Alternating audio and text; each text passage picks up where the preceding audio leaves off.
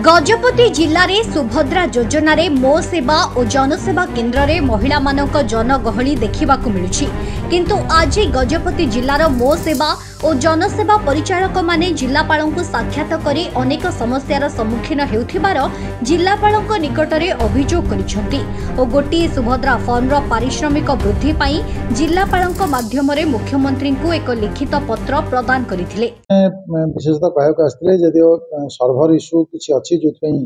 आम जो form data entry upload हवा कथा से समय लगुच तेणु से लोक मैंने बहुत समय सर्वरटा फेल हो तेणु से समय अधिका लगे जो लोक मैंने आसिक बसी रोच जेपर्यंत से न हो सारी तेणु से एक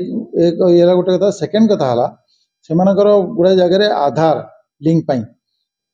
मैंने आधार सहित धर जो मोबाइल ना ताले मोबाइल को लिंक करने गोटे मोबाइल आणिकी ता देहरे ता नंबर टाक इंटीग्रेट करने चेष्टा कर जोटा कि बर्तमान दरकार ना तेणु मुझे समस्त जानापी जनवाई चाहे जे बर्तमान आधार लिंक आवश्यक ना तेणु जार आधार सहित फोन नंबर ना सी एत व्यस्त हवा दरकार नहीं सांगे सांगे एवं बिना आधार रे आधार आप नंबर फॉर्म एंट्री करूँ कि आधार बर्तमान सुधा लिंकेज होनी से बर्तमान बंद कर दिखाई तेणु बिना आधार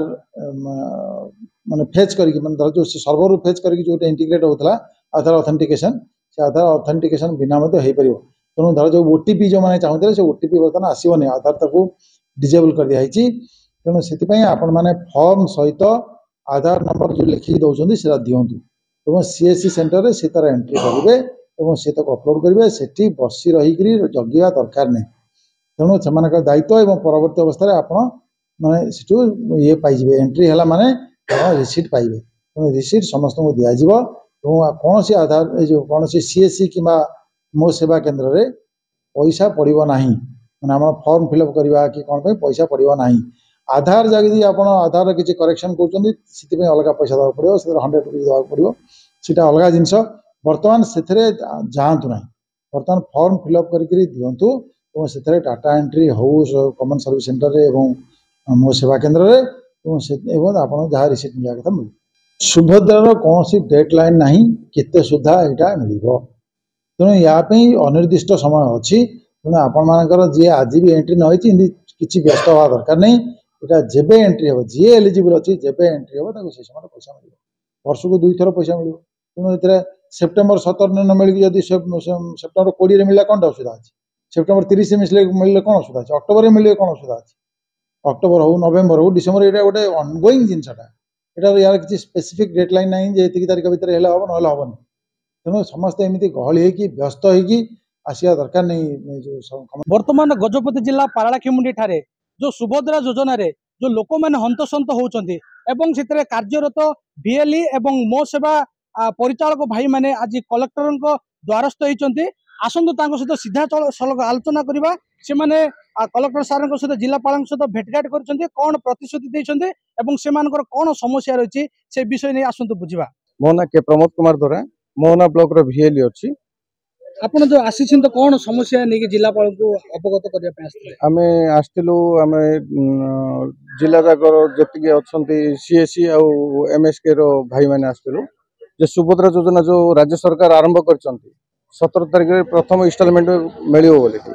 ए द्वारा लोक सचेतन हो पारे प्रथम मुख्य जिनस द्वितीय जिनस हूँ सर्वर इश्यू सर्वर एत परिमाण इश्यू हूँ 1.5 घंटा रू 2 घंटा गोटे गोटे ओटीपी आसापी समस्या होची किंतु वर्तमान कालीठू आम देखुचु वर्तमान ओटीपी आवश्यक ना किंतु लोक बुझुना सकाळू आसिक राति 1-2टा पर्यंत भिड़ जमैक रोचंती जो द्वारा आम अन्य काम किसी करूँ ये देखु सुभद्रा योजना राज्य सरकार घोषणा करती आमर राज्य सारा अच्छा एमएसके और सीएससी से माने संपूर्ण देयमुक्त भाव में आवेदन करेंगे जदि जो जो भिएलई भाई मान अच्छा किसी जदि कार्ड अर्थ आदाय करते ताहले से कार्यानुष्ठान ग्रहण कर गोटे क्वेश्चन रहा जे राज्य सरकार जो घोषणा कले बर्तमान पर्यटन आम जापारू जे आम केते पाइबू से अभियोग नहीं जिलापाल को साक्षात करलु आ द्वितीय जिनस प्रशासन तरफ जनसाधारण को सचेतन करातु जो द्वारा आम जो समस्यार सम्मुखीन होचु तार समाधान हो पारे। आपण केते गोटे फॉर्म पूरण कले केते पैसा पाइबे आम बर्तमान जानी ना। देखो दर्शक बंधु प्रकृत में जो सुभद्रा योजना ना रे बाहर महिला माने बारंबार जनसेवा केंद्र कि मो सेवा केंद्र रे एते गवर्नमेंट रो जो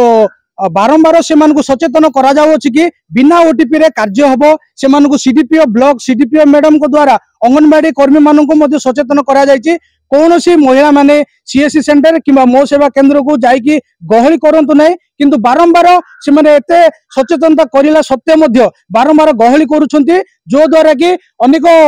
असुविधार सम्मुखीन हेबाकू पड़ुछि। एई गहली केबे सरिबो पुणी जिला प्रशासन ए प्रति केबे सचेतन करिवो ताहा देखिबाकू बाकी रहला। गजपति जिल्लारू सुमंत घंटଙ୍କ रिपोर्ट फोकस प्लस।